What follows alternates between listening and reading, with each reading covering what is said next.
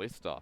So it is good to see that the Faithfuls are now looked at as Peanut and Kramer. Yuki's had a better split as well. I do feel like this team is about what happens up in that top side in the future. I would like to see the Shy on this roster, but you can't because of rules. But anyway, we go on. Welcome to the Rift. Rogue Warriors LGD, are you ready to have some fun? Well, hopefully, there is blood to be had here. And with blood, you can do anything. Would you really want to see the Shy on this roster? Wouldn't it be interesting to see what the dynamic would be? When you have someone like Kramer in the bottom lane, Peanut jungle, and the Shy top. Like, I guess if we're not destroying IG by taking him away and we can, like, clone the Shy and there's 2 of the Shys, maybe. But even then, I'd probably just rather clone Zoom and put him on this team, considering the way that LGD just like having tanks in the top lane. I mean, it could never happen because we got 2 imports on the roster, right? We got Peanut, we got Kramer. Kramer joined us here in the LPL last year in 2019 on LGD. And then this year, Peanut has come over to his first LPL split and has made his debut on LGD. And we had big expectations for this roster, but LGD kind of fell flat. Also, Rune's kind of panning out the way we'd expect. The interesting thing to note is that Trundle has gone press the attack, which is a lot stronger in these early duels, a lot easier to, proc than something like a Conqueror in the early game. Also not going for the Predator, so not going to be looking to necessarily get in the lanes quickly and early. It's going to be all about dueling Peanut here in the jungle. And you can see at the very least with this invade, you got an Electrocute Zoe, you got an Renekton coming through and just backing away from the red buff, the splitting of the map, as you called it yesterday. Yep. Another thing I actually like about press the attack is the bonus damage it allows your allies to do after you proc it, so is going to be good in the ganks as well. Also note that Jungwooji has gone for Comet, so with the Zoe, you're going to get a lot of poke here out of Rogue Warriors. Yeah, it's really interesting to see that they've set up for this poke composition with the Renekton. Renekton isn't going to be this champion that's necessarily going to play a hard 1-4 style in the later stages of the game. Is going to prefer to group up with his team. I guess at least create more of that space for Rogue Warriors to work with. The thing that I like about this, though, is the fact that Rogue Warriors had already set up for the fact that they kind of want to be winning out in the early game anyway. So just all inning on that aspect of their comp. Just a note, we've seen so much of the lethality virus here in the LPL, and a lot of the time we've seen what it can do in this lane. It's kind of funny because we saw it go heavily towards the lethality in middle of the split, but we've recently... Okay. You got time, Lyric. We're back. Yeah. We've recently seen it go back more towards people wanting that on Hikaris. Cancel the time, though, because Crazy's in a bit of trouble. The flash, unburrow, this should just be first blood. Peanut chomps him. And Crocodile taste for first blood for 400 gold. Yeah, Peanut with a really interesting path, just going from red-blue and then straight back up to top side, so finding a very good timing. Oh, no, we didn't. We trade side. Yes, we did. We trade side, so I'm wrong. But still, very good gank onto Crazy. That's okay. We take the gank, and now we might take Haro, because Yuki is going to have to flash or something. Troll Bubble lands. Cleanse available. Hill is still there from Haro. Scatter the weak. I don't think he has enough mana. Now he's going to have to flash as well. Double summoner for the mid laner of LGD in an instant. Still very good from Yuki in this matchup early on. Ooh, Lei. Okay, Lei gets low. The Ignite is down. Guardian gives him a bit of shielding, but remember that the poke is still going to be coming back from Wooji, who's full health after the trade. But going back to... Ooh, actually, let's not go back. Let's see this. Flays the Misfortune. All the punishment gets down. I'm guessing he lands the hook and goes in under turret. Yep, that is what happened. Okay. But going back to the mid lane, you'd expect to see Zoe win the first few levels, being able to get that push from level 1 with the Paddle Star on the caster minions. Okay, that wasn't exciting as but I thought. As the game goes on, you hit levels like 4, 5, 6. Syndra will start having kill pressure on Zoe if she makes a mistake, but that same kill pressure isn't really there on the side of Zoe. So this matchup is going to be a lot more jungle dependent from both sides. So really nice to see Haru be able to get in this lane early and punish the success that Yuki was finding. Plus, as a Zoe, you'll probably find a redemption here in this game because that's how balanced she is. And towards the mid lane, especially, there's been times where that summoner advantage for the Zoe has netted the win. I also want to note to you that we've got a control ward up on this top side. We've got good tracking from Rogue Warriors and Lei moving at the same time, but what can you do when Yuki gets a trade like that? And this is what's almost always going to happen. Wooming really needs to be playing from a range, playing to the side of his lane, and he's backing on a ward. Haro's now going to come on in onto the Orb, but he survived long enough with Peanut now spotted out as well. He's going to unburrow on top of Haro if he feels like it. 2 versus 2 in the top lane. Pillars there on top of Peanut. Can they turn this? I'm not sure about the damage here with Wooming coming up as well. The beach ball a little bit slow, but does know where to go. That's going to be the flash away from Lies, and that is a Rogue Warriors win, however small. Yeah, but look at the minimap. Yuki's actually heading down towards the bottom lane. Looks like they're trying to set up a dive. They don't have the wave for a dive. At least Yuki this time has the mana. Good scatter of the week right under turret. The Zenith Blade flayed away from. We see the interaction at its peak here. With Jungwooji setting up an arrow again, and yeah, they didn't really have the wave. I guess they don't have the damage for the dive either. Yeah, and Lei hitting a nice hook and good damage going on to Kramer. It's always the potency of this bottom lane, right? He's got double longsword and he's also got the fairy charm. With the amount of times he's pressing Q, that extra bit of mana comes in handy. And I like that from that roam by Yuki, we see Zoe use that opportunity. Ooh, flash play yet again. Haro's coming in as well, so Kalua now has to survive long enough, but he's slowed down by the chop as the pillar will actually land in the end. Lies has come on down here, but I don't think this is the play. This is a bit of a yikes from Lies. Good by Rogue Warriors to punish LGD, because the fact that Yuki had roamed down here gave Wooming the opportunity to push in the mid lane. He was already hovering bot side to clear out vision, so LGD knew that he was there. Still, their bot lane overstepped. Great gank coming out from Haro, and Lies, like you said, not the TP you should go for. Do not give Varus kills early. Oh boy, that was with the W active for sure. What happens when lethality Varus snowballs, Lyric? Tell the audience.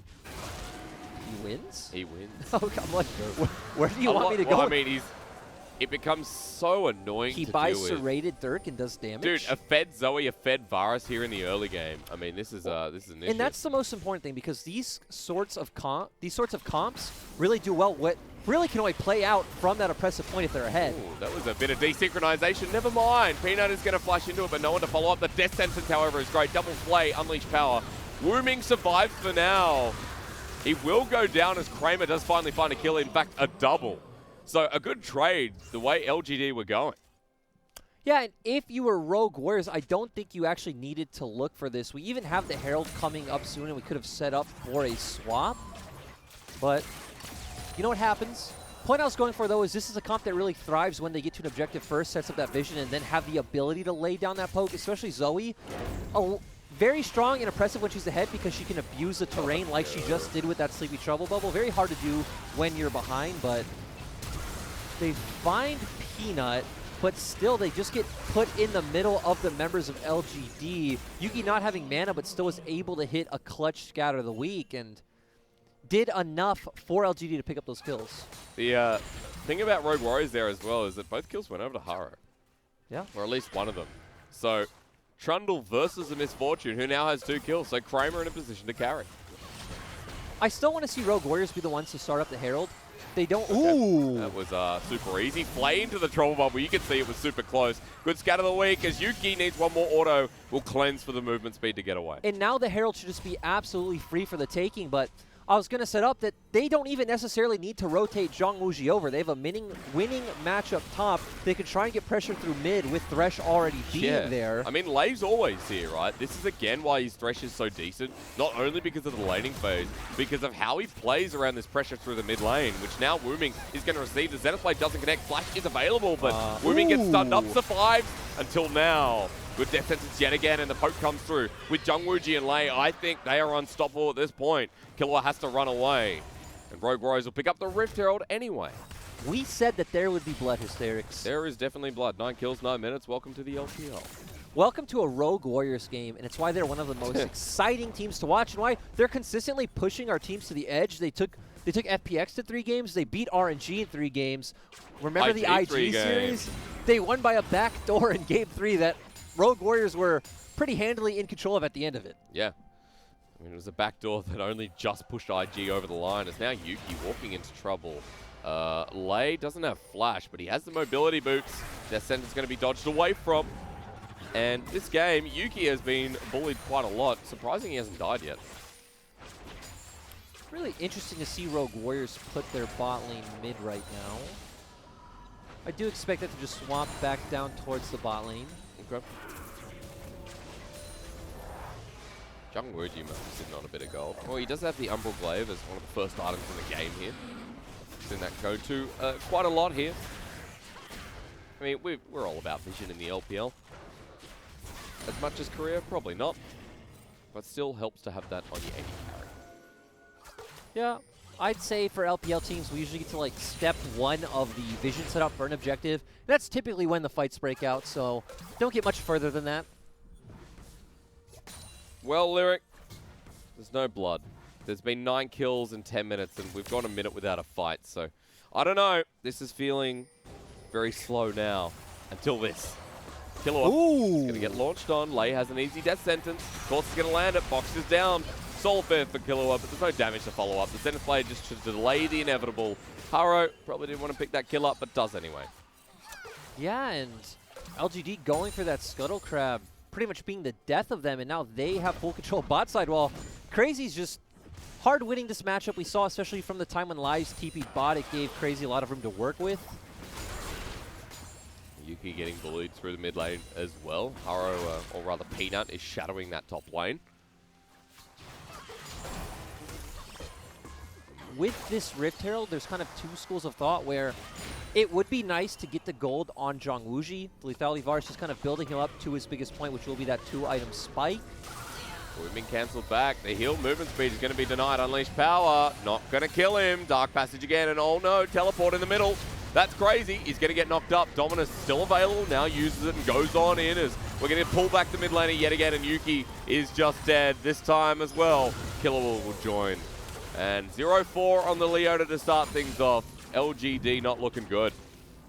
Yeah, and LGD were the aggressors in that exchange, but Rogue Warriors having enough members hovering around, and an amazing game coming out from Lei so far on this Thresh. Don't give Lei Thresh.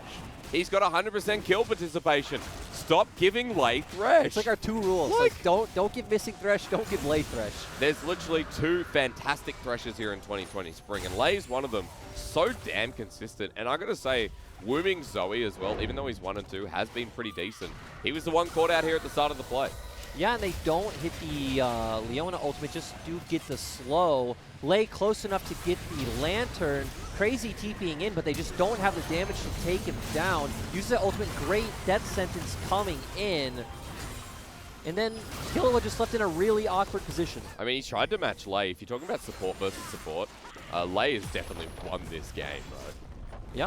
In terms of class. Rogue Warriors are ahead by 2,000 gold. They also picked up a Cloud Dragon. They're on Infernal Soul. They have a poke comp with Infernal Soul. And before you were talking about Wooming on the Zoe, but the great thing to note is actually Haro, because we saw how much Yuki was pressuring in that straight up 1v1.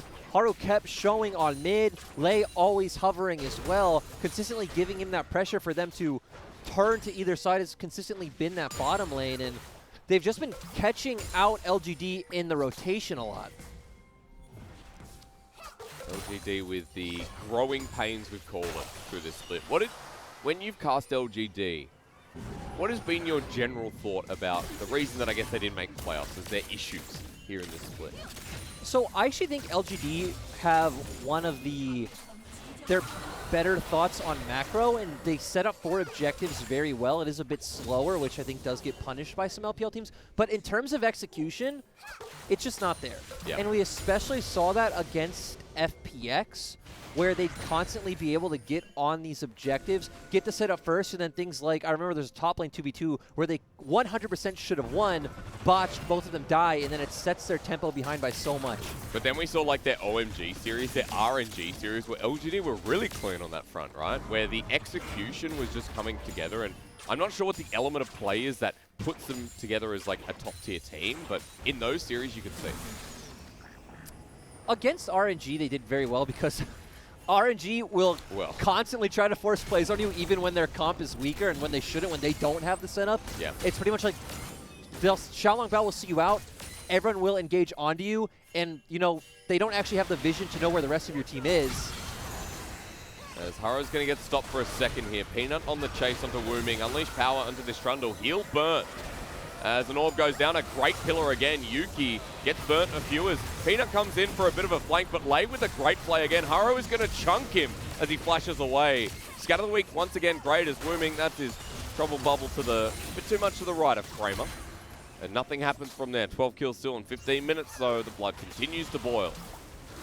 Still, Rogue Warriors are able to force a flash from Peanut and get control of mid, and now they're the ones who are going to be able to head up towards Herald first. Also going to push in this way bot, so someone on the side of LGD is going to have to answer. Ooh, Kramer! Oh.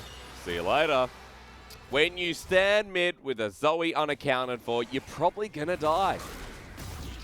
I love it because it's not even like we can say, oh, well, Rogue Warriors feel like there's no pressure. They're not playing for anything, so they're playing this crazy. It's like, no, this is how Rogue Warriors always play. Always play, right?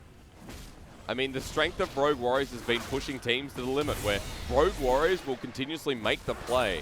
In a sense, this is a team at the moment that I kind of relate to IG, especially when Ruby's playing here with imported solo lanes that like to push it to the limit, that continuously make that same dangerous play. The risk versus the reward is now the reward is lies in the top lane. Crazy won't die here. Call the Forge God for the double knockout, but that's an easy dive. Nicely done by RW again. They look to take the turret at the back end of the trade, maybe with a minion wave and the Rift Trail put down.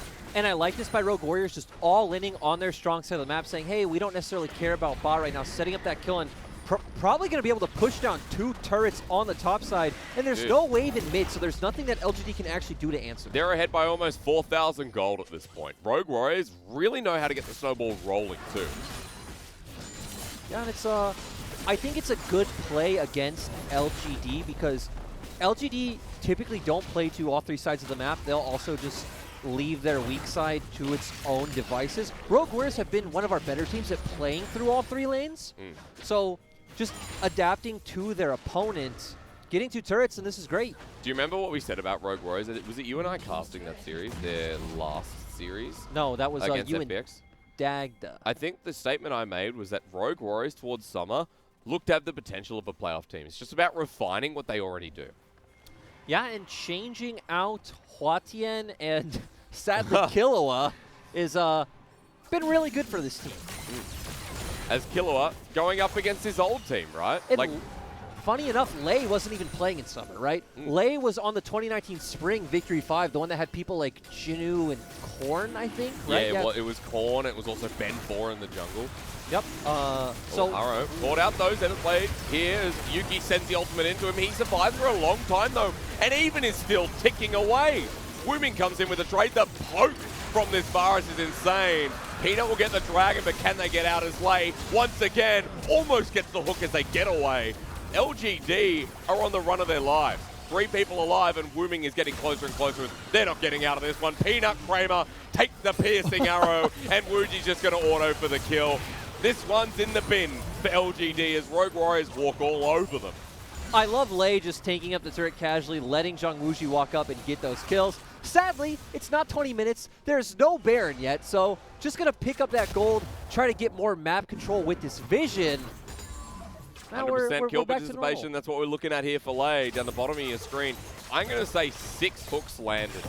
And that's why at least earlier you said they're like IG, which I would disagree with in the sense that IG's play style feels very dictated by their solo lanes. And right when we think of Lo Yen, he's a lot more about getting the objectives, and their bot lane just kind of stays in that lane. I don't know if this fight's very important. It's not. We know what happened. Rogue They're ahead. Warriors is so far ahead. They're just watch Zhang Wuji. Yeah. But on the side of Rogue Warriors, it really feels like Lay and Haro are the ones who define their styles. And sure, we know especially Crazy in the top lane likes to play really aggressive. Zhang Wuji as well. But it's a lot more about Haru and Lay looking for these opportunities around the map rather than just playing the objective game and letting their solo laners go wild. But I like that from my perspective. I can go, yeah, maybe a little bit like IG, and you can come in and correct me on that because Rogue Warriors having their own identity is important, right? Both teams love to fight. Yeah. That's a similarity There you go. That's on like a base level. I go IG, but when we delve into it more, the differences from Rogue Warriors. You could actually say in some ways their differences highlight them more than IG if they can make those differences more successful in the future split. And it's like, people might hear that and say, wait, doesn't every LPL team like to fight? Even relative to the LPL, teams like Rogue Warriors and IG are going to fight you. And to be fair, some teams have slowed down a lot more this split too, right? And with that regard, Rogue Warriors stand out more because their speed is exponentially fast. 14-4 here in this game, 18 kills in 19, almost 20 minutes. Everyone has a bounty. Look at Lei. Even has a bounty in a Shirelia's Reverie. 2 lethality items on this virus. Second item almost complete in the form of the Proto Belt for Wu Ming. And Renekton's getting there. Knight's Vow picked up by Haro, because why not? At this point, protect your squishier members. Rogue Warriors almost ahead by 7,000 gold at 20 minutes. And Crazy also sitting on that Tiamat, not something we really talked about. Just going to let him constantly push out the lane and move over instead of focusing on that side lane. We talked about that's not what Crazy's role is in this composition. Kramer has to make sure he doesn't step into a trouble bubble. It's going to be a top laner versus jungler here, and Peanut is getting forced out yet again. Peanut definitely doesn't win that one. Oh, no, he doesn't. Nor does Kramer, even under turret. They're going to find Zenith Blade into the Solar Flare. In comes Call the Forge God as Peanut is zoned away, almost dies. Jungwooji takes the burst from Yuki, but now they just turn on him. As he flashes away, Kramer ends up dying. Rogue Warriors with the numbers advantage walking into the base. The death sentence is short yet again. Lies the only one who can stand up here against the damage coming through. And Rogue Warriors should be able to just finish this turret off. Instead, going to actually back away, not going to commit the members to do so. Make it stop. The poke doesn't stop, though, does it, Lyric? It just continues on and on. And we're at a 7,000 gold advantage, and we have an Infernal Rift. Yep. So it's not going to stop anytime soon. LGD have no business picking up either of these dragons. And it's a lot more about Rogue Warriors making a mistake somewhere on the map, but which can happen, right? Rogue Warriors are playing super aggressive and trying to get absolutely everything from their advantage. As we saw here, I mean, the play continued forward. Just great pillar coming out from Haru. Like we talked about him being the kind of most important member of this team and how they work, and just having enough damage to finish him off in the end. Apologize for missing that one on the back end of the play, but Jungwooji now is almost towards his 3rd lethality item. The cooldown reduction is massive at this point too. So this virus is hitting Q every 4 seconds. And we got the Proto Belt coming out on Wu Ming. Yeah. What's that 3rd lethality item? Dustblade at this point? You'd have to think, right? Yeah. Dustblade. I don't care about the 3rd lethality item. As if you don't. He's already bursting through. What do you care about, Lyric? Let's care about how if Rogue Warriors, actually never mind. I was going to say, if Rogue Warriors want to set up some kind of play for this dragon with the Baron, with the fact that they see Yuki on bot lane, but you don't actually have tons of DPS with the fact that Jungwooji went for this build and Dragon's up in 20 seconds, so your comp should just keep looking for more blood rather than the Baron. I was just watching Kramer deal with Wu Ming, who didn't really hit anything but Proto Belt and a couple of spells at the back end of the trade. As Peanut, this is your chance. Let's go. LGD coming on in. Note where Rogue Warriors are. Using Wu Ming once again, Lies, they're going to be spotted out. The only thing on the side of LGD we can look out and hope for is if they hit some kind of massive, let's say Call the Forge got into Leona ultimate, then getting a full channel bullet time on 4 or 5 people, but it's very hard. Mid turret just goes down, just like that. Winions at the ready. Peanut spotted out. Dragon's going to get started here. Yuki almost down to half health again. Call the Forge God from afar is now in the pit. Crazy is caught on out, but is he caught out, or are Chains of Corruption going to do the dirty work? As Peanut does find the Renekton on the back end of this trade. Wu Ming now trading harder, though, towards the front end as Proto Belt gets in closer. Haro's with him as well. And Kramer trying so desperately to carry this one. Haro. He does take down the Zoe in the mid lane as Haro's now slowed down. Lei getting damaged as well. But the virus is still alive, and Kramer's lucky day ends there. Haro with the pillar up in the air. Once again, Lies only just survives because Wooji misses. Yeah, and Rogue Warriors don't want to look for a 50-50 Drake. LGD kind of won that one. Yeah, all the members of Rogue Warriors got split up, and it wasn't this straight 5v5 team fight with them laying down the poke. Ooh, I just want to see who secures this dragon. All right, teleport in. They're going to secure it on the side of Rogue Warriors as Lies is running in. Angry old man decides to go the other way. You still have Chains of Corruption for Jungwooji, so... It's already back? Yeah, I don't expect the members of LGD to be able to get on top of him, but they're the aggressors. They're walking in now. On top of Peanut. Remember the lethality burst coming through. Jungwooji hits him one more time, and Haro takes the kill credit. And in 2 versus 1, Lai's now going to find a third member in Crazy. He has Yuki, but okay, that'll save him at the end of the day. And Peanut going down at the end, kind of just insult to injury at that point. We've had so much happen in the past few minutes. We're at 26 kills right now. LPL, baby. Yeah, so not quite sure how that fight ended the way it did. We saw a lot of separation. Somehow Zhong Wuji got on the opposite side of the pit. His Chains of Corruption is almost up again. I mean, max CDR here. He had the blue buff. I think he was already close to 40% anyway. Well, he's on 30. Again, I don't think we'll see Rogue Warriors play towards this Baron. For them, you just know, hey, we don't have the damage for it. I think LGD should know that as well. Hey, they aren't able to rush and burst this down very fast. They don't need to over-aggressively walk into their own jungle if Rogue Warriors decide to set a vision there. They can just wait, catch the waves, play it out. They do still have a scrying orb up for Misfortune. But just a clarification, Rogue Warriors and LGD, remember, these teams are out of playoff contention. This is all about what we expect to see towards playoffs in the terms of the meta, in terms of what Rogue Warriors are showing us as a team that was on the outskirts of playoffs. This is all about respect, Hysterics. Yeah. It is Killua against his former organization. That's all it's about. Just proving, hey, I was the best part of that team. Yeah, I mean, remember, Killua was the only standing member on Rogue Warriors after the 2018 Super Team with Duanby, namely in that mid lane. Yeah, everyone left going into the 2019 season. It was Killua with a bunch of rookies. And then Rogue Warriors kind of dropped a bit. The expectations of 2018 Rogue Warriors hitting Worlds didn't land. The team disappeared, and Killua was the only man left standing in 2019, as you mentioned. A team of rookies. Even now, we have mixed roster here with Peanut, with Kramer. Lai's been around for a while. But LGD aren't showing up like more of an experienced team here. Rogue Warriors, who have more of the rookies, are pushing into this space. Yeah, and Rogue Warriors don't really have the ability to use more than one lane. If you do, like, you could start setting up slow pushes across the map, but if you leave 3 or 4 men in mid, it's just too easy for the side of LGD to engage on top of you. And there's no jungle camps right now up in LGD's jungle, so you can't even look to take those. Yuki took 1Q. Call the Forge God, though. LGD managing to defend only onto Haro as Lei ready to bring the Dark Passage in with the death sentence. Without that call of the Forge God, this should be an inhibitor for Rogue Warriors. Peanut looking for a flanking angle. As over the wall he will go. Inhibitor, you're right, does go down. Yeah, so I like the way Rogue Warriors played this out.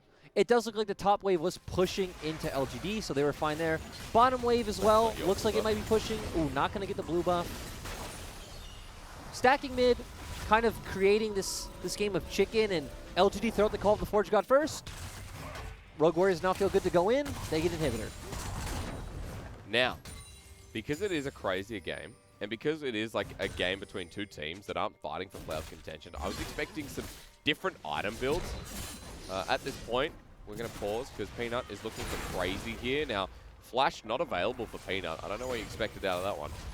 But okay, you're saying since this game wasn't for playoff contention, you would change item builds. But why would you change item builds? Like, changing champions, I understand. Throw it in the air. I don't know. That doesn't make sense. Well, look, I have a Zeke's Convergence from Haro as his 3rd item. I know it's not super crazy, but you can just see Haro boosting up the members of Rogue Warriors. Very standard item on Trundle, actually. Okay. Trundle has one of the most diverse build paths you can go. Really depends on what the... Standard diversity. Yeah, sure. Yeah. Are you now glad we don't cast together for a while after this? No. We get to go to the gym later together. Isn't that fun? Hey, we didn't cast for like that 8-day period. Yeah. It was weird. We disappeared. We shipped in the night. Call it. Okay, so now we're just at a point where it's about getting mid control. Rogue Warriors will be able to get it. We actually see Peanut in the bottom side of the map. They're going to set up that vision. Oh, they have super minions regardless, so... Oh, Yuki flashes away from the Chains of Corruption. That was actually a pretty good flash because Wooming had his number as well with the Trouble Bubble. Peanut going to run away, knowing the members of Rogue Warriors are collapsing, so... Here we are, Infernal Soul. If LGD can do what they did before, kind of split up those members of Rogue Warriors and land... Ooh. On to Lies. Now, Lies is pretty tanky at this point. He also has the Stone Plate activated. The Pillar's going to stop him for a while. He has to flash away as well. Crazy with the dominance. The play is good. Yet again from Lei, and now Killer is caught up in the action as well. Call the Forge God can't be used. And Straight away, Killua regrets his decision with Peanut on a flank as well. Onto Whoa. John Wuji though. Kramer with the big play. He survives as well, but Crazy says no longer. He will find Yuki on the way out. And Kramer is carrying this team. Peanut trying to do the same, but in the middle of 3, now has to flash away, tunnels away. Wooming has picked up a flash as well. Killua with a re-engage of the Zenith Blade. Get played away. Kramer dodges away from the Death Sentence. With Rogue Warrior still on the chase, and Kramer slowed on down. He's done enough here. This game shouldn't have been close to winnable. Kramer and Peanut tried to get that extra edge. Kramer played that so well, but Wooming just played it slightly better. Doing so good, actually being able to pick up that flash really helped him reposition in the end. Here we are, Hysterics, Infernal Soul time. I mean, this game should be done. The fact that Kramer actually picked something up there, that there were these cool plays from LGD, is a good way to reminisce on their split where there were cool moments from LGD. The Rogue Warriors, bloodthirsty as ever here in this game 1. And Infernal Soul right there with a probably now Rabadon's death cap on Wooming as well.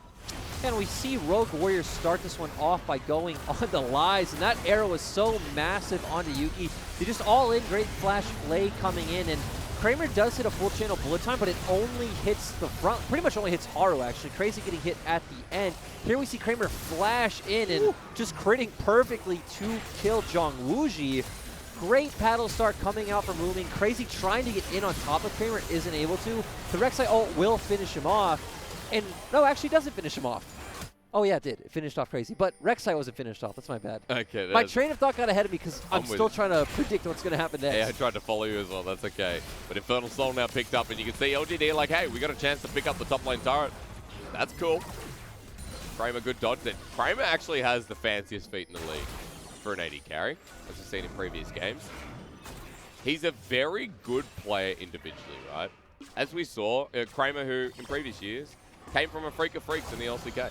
Kramer coming from Flash Wolves back in the day. Ooh, my man. 2015, I think it was against CLG where he got hit by the Cocoon. He got subbed out for NL coming back in. Hook lands though from lane. I think that Killua, okay, he'll flash. Haru though has the pill up. Up goes Killua. The play brings him back on in. And I guess it's in Lei's name, isn't it? As Killua is tanking for a while, but the Call of the Forge God does nothing. Trouble Bubble lands and onto the back line. Wooming just destroys, and the follow-up from Zhang Wuji means no more Kramer. Yuki almost goes with him, and that was disgusting. Yeah, it looks like Rogue Warriors aren't even going to risk it and go for a Baron. They're actually just going to push through top and try to get this inhibitor. Death timers don't look long enough for them to end, but they probably should be able to get both inhibitors.